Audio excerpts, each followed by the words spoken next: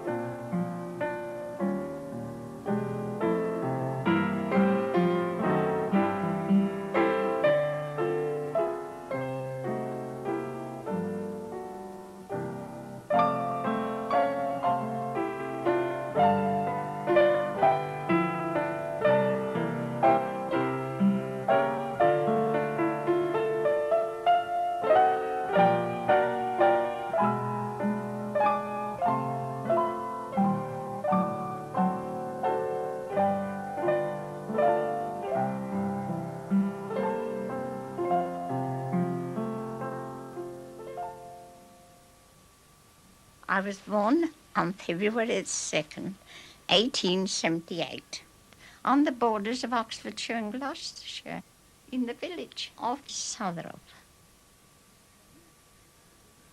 And it was a very lonely place because it was only farmland. But it's different now in Southrop. It isn't like it used to be. In those days, the life was very hard. We never seemed to have no fun of any sort. We never seemed to have anything. It was just a bother for Mother to find food for us. Because times were terrible in those times. We didn't have enough to eat. But of course, we would never show that we were hungry or that we were poor or anything. We was a proud race of people. Everybody was in that village. I remember Christmas. Well, Mother had us all around. There wasn't 7 of us then. It was 1 or 2 came afterwards. Mother had us round her lap. She sat in a low chair like I am. And she got these farthing oranges. They were only a farthing for a penny. And she gave us 1 little orange and we were satisfied. We didn't want no more. And that was our Christmas present. 1 orange, 1 farthing orange. But of course, we knew we couldn't have any more. There was no shops in the village then, only the post office and with sweets, bottles of sweets in the window. That was all. There was no other shop of any sort. They used to catch TB very quickly and die. They died awful lot, the children did, and the mothers.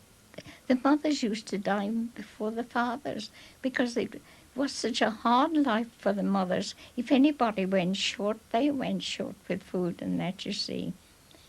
And they looked old when they was about 25 or 30. They was quite old women. And they used to wear nets at the hair, no matter how beautiful hair they got. They always had nets on after they married to keep their hair tidy, I suppose. My mother's parents and all of the family were the mayors of Burford 3 times. They were rather rich. There's 4 or 5 big tombstones in Burford churchyard where the tuck was on. And Mother and her sister had a fortune left them. But my grandfather, he was fond of his beer and he was a gambler. He made them sign everything over to him, the houses and everything. And then when he done that, he went off to Swindon on his drinking bout and gambled it all away. Gambled it all from the fortune of the girls. So, of course, my mother came down in the world rather with a bump. My father was hedge layer. Of course, it was a very big farm. He was a good father, wonderful father. He used to read the Bible to Mother every Sunday night. We could hear him when we were in bed. And he was a good man.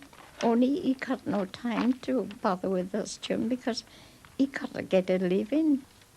But we was never smacked or anything, and they were kind to the kiddies in those days, and they did. They never loved them. I never saw anybody love children in those days. Life was too hard, I think, for them.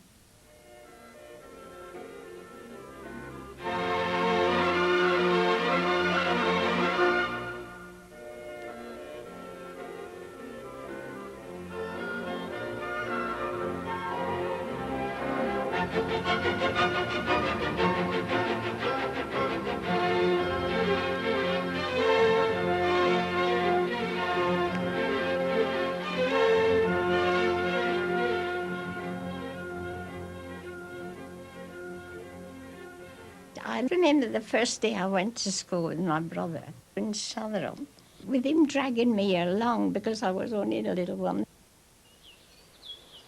It was a big school inside, but there was only one room, one long room for boys and girls, and we had benches to sit on, and we used to kneel on the benches to say prayers and that, because every morning, of course, as soon as they get to school, they had to say the prayers first.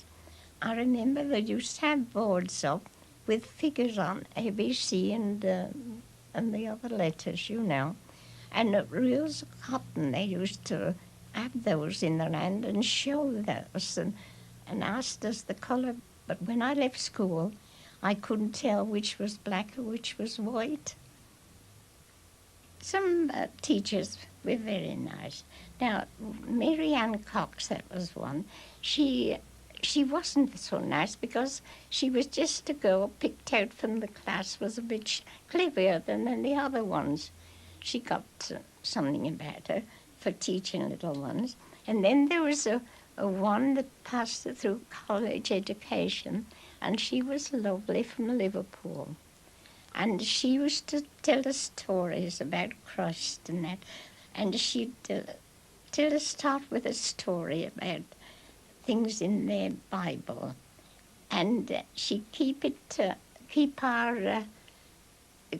us excited, like, wanting the other part of the story.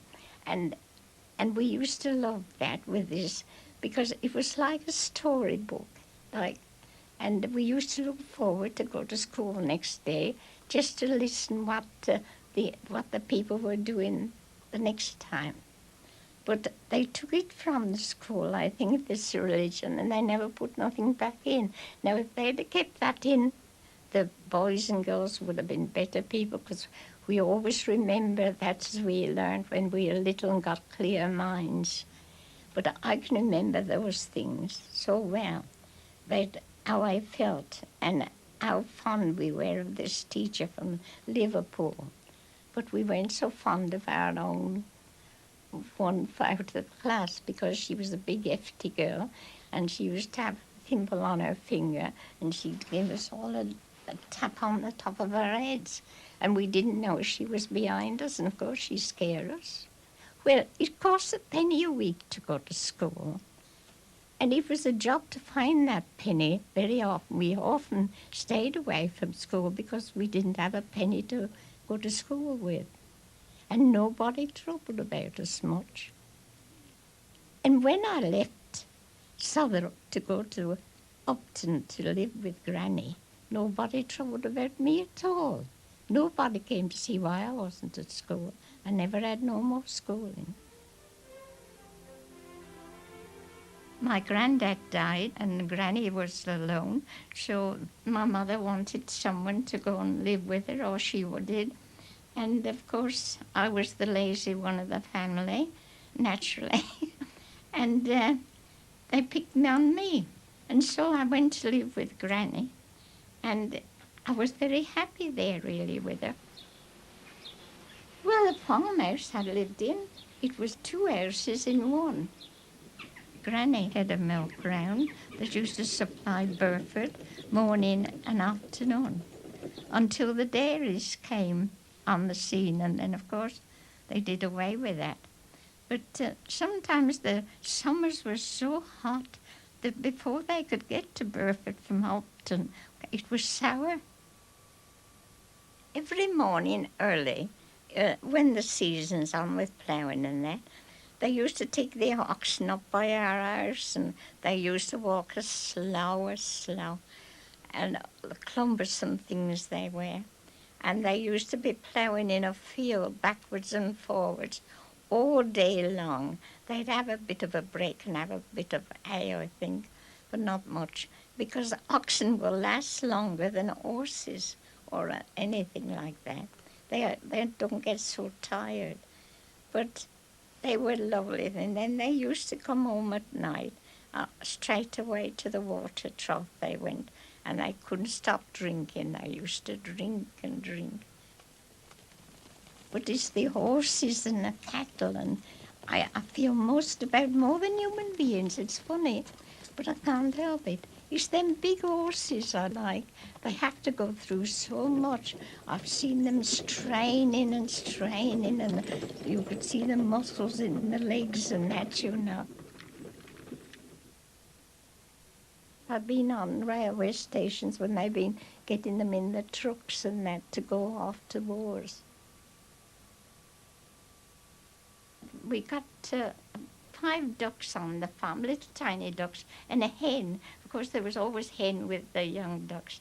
And I was digging worms up for them on the garden, and they was all round me at one time. And then suddenly I got a heap of worms, and I looked round for the ducks to come and eat them, and there wasn't a duck to be seen. So there was a big sow out in the soil that I'd been digging behind me, and she'd swallowed the lot, the 5 ducks. Never saw them anymore. And there was a heap of worms there, but poor duckies never come. The pig had ate them. Oh, harvest time. They used to have 2 women on the top of the thatcher for cheapness, because they worked cheaper than the men. And the corn used to be full of little mice, and they used to get up the clothes and everywhere, and they used to jigger and dance about, and they couldn't stop to take them off. And I filled my pinafore with mice for my cats. We had about 3 cats, and I thought that'd last them a long time. But Mother said, where I put them, she says, there is a horrible smell here. She says, what is it? I said, it's my mice for the cats. Said, it'll last them a long time. I had to go and bury them. They smelled too much. There was a union leader called Joseph Arch. He founded the Farm Workers' Union, and he roused the men to fight for their rights. I heard about Joseph Arch going to speak on the Green when the men left work. He travelled a good lot to Fairford and all round the place, preaching to the men to rouse themselves. And the young fellows, they started to slide away from the farms and go and listen. And of course, when the farmers found out about the men here in Joseph Arch, they had to sack. The unions made the working men, really, because they were ground down so much and they didn't rise. And then, of course, the cars came in, made more trade, and then they got more places to come to town. They used to walk to town, you know, go from place to place, work their way to town from the country places, because there was nothing for them there.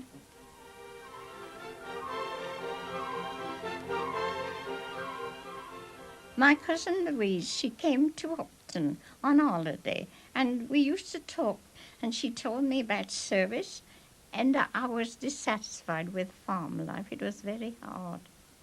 And so I decided to go in service with her. And we did. When we went to London, we rode on our bikes to Paddington Station. We shouted wherever we could to save a few coppers. My first expression was, it seemed as though the old place was on the top of me.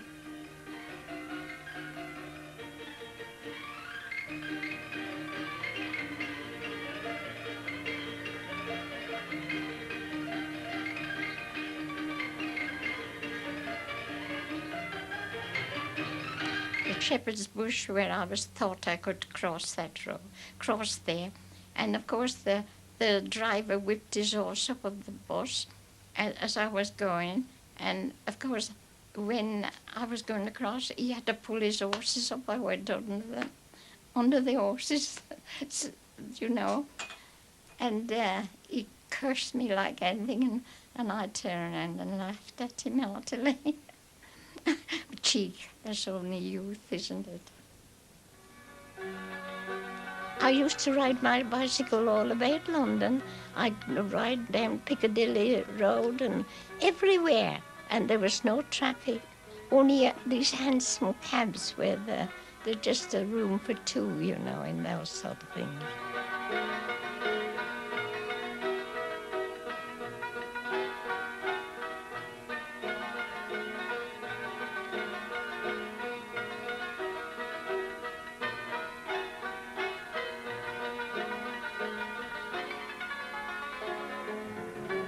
We didn't have the time to go about. I didn't, because you see, we only had half day a week and we couldn't do much in that time, could we?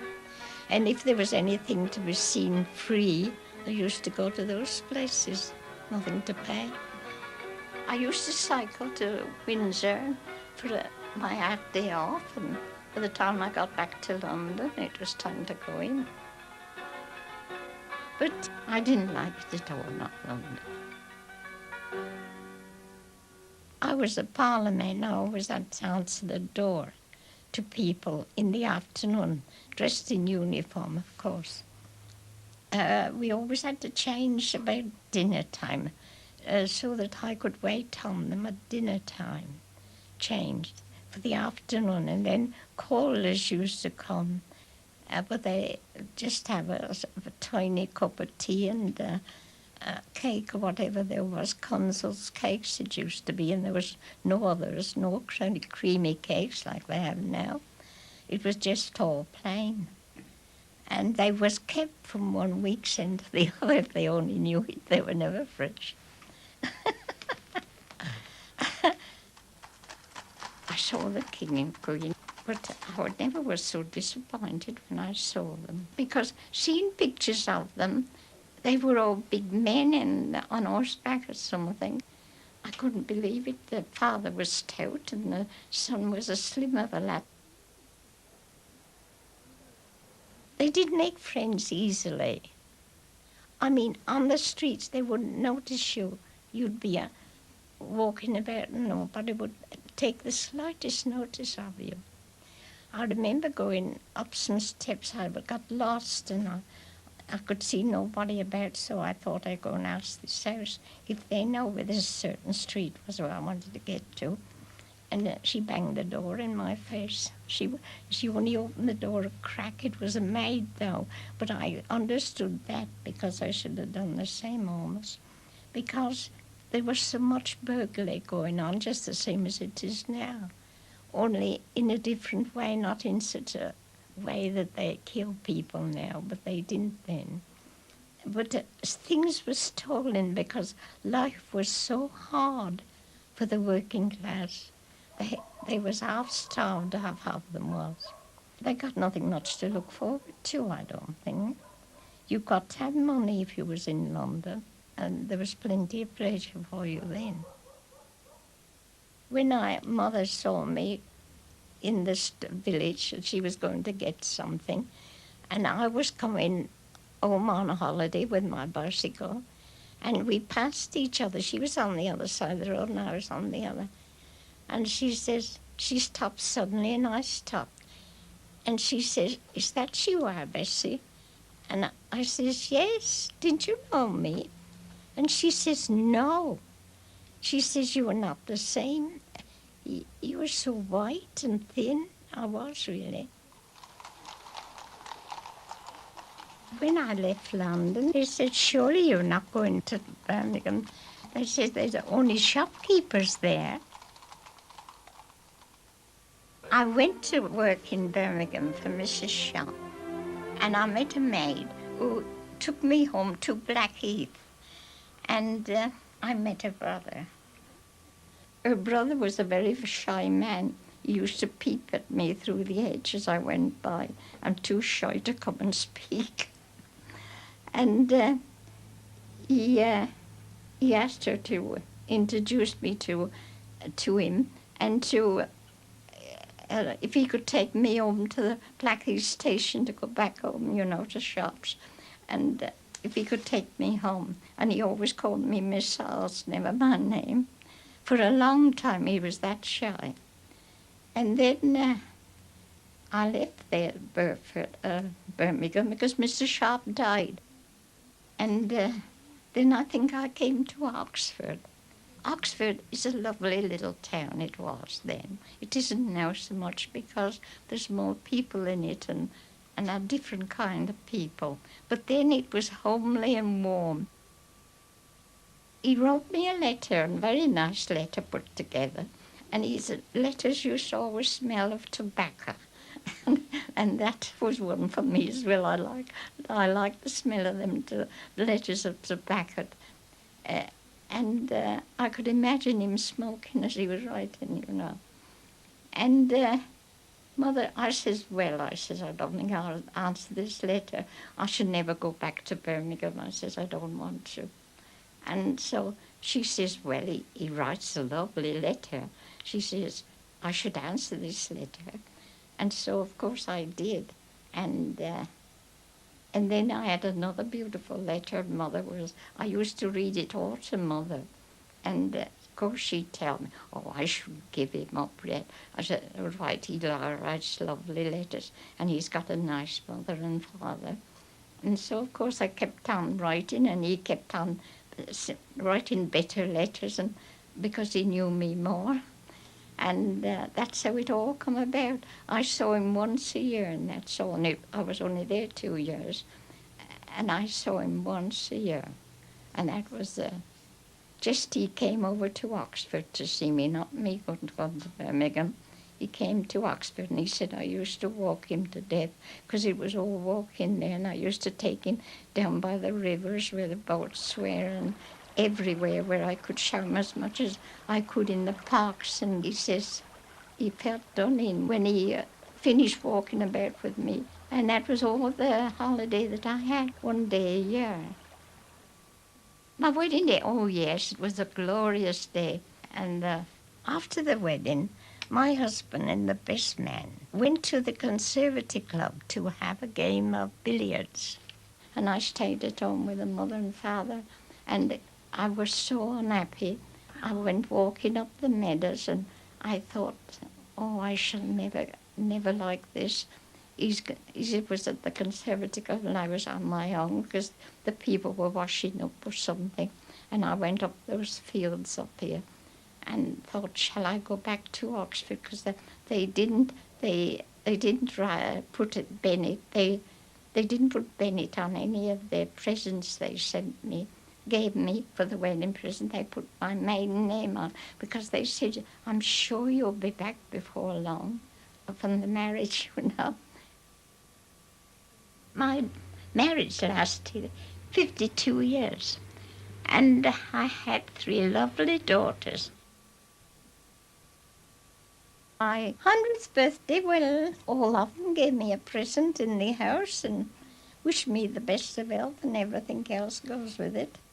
But I didn't want any fuss at all, because I says, I don't want a telegraph from the Queen. She doesn't know me. I don't know her too well, only what I've seen her. And so I says, I don't want any fuss.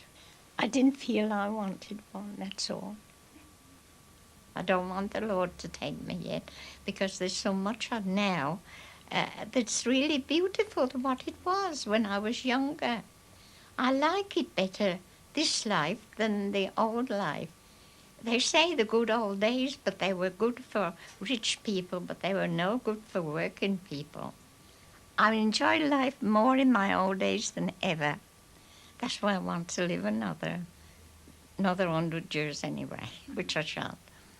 And I do enjoy the old age. It isn't like what people say. You can enjoy it because there's others that take the responsibility of things with you, and you can really enjoy it. There's nothing to fear with old age. That is, if you don't abuse your life.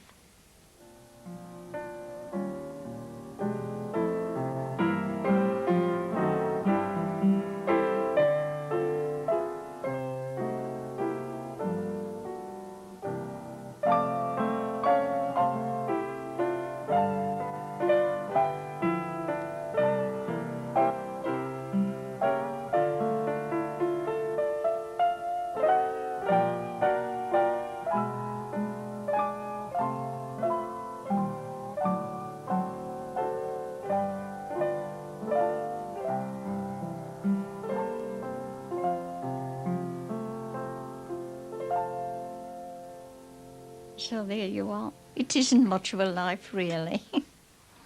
It's all bits and pieces.